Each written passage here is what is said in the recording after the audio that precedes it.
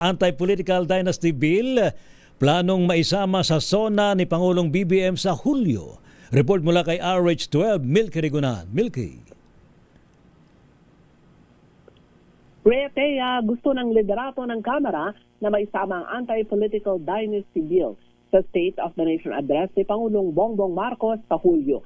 Ito ang sinabi ni Lanao del Sur Representative Sia Alonto Adjong, Chairman ng House Committee on Suffrage and Electoral Reforms, matapos ang isinagawang ikalawang public consultation na ginanap sa Cebu. Ayon kay Adjong, sa priority measures ng LEDAC o Legislative Executive Development Advisory Council, prioridad ang Anti-Political Dynasty Bill na kailangan daw maisabatas.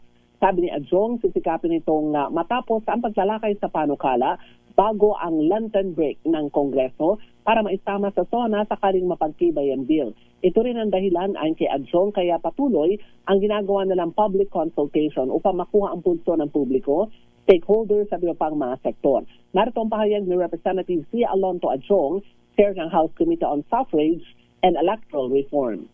With time, because the President is part of the LEDAC, it's actually the number one priority among the LEDAC priorities. So we're pressed with time. The leadership wants this measure to be done before the Lenten break because they wanted, the leadership wants the anti-political dynasty be part of the son of the President in July. Thank you. Samantala, bukas gaganapin naman ang public consultation sa Cagayan de Oro. Ako si Milky Rigunan, nagulat para sa DCRH, una sa Pilipinas, una sa Pilipino.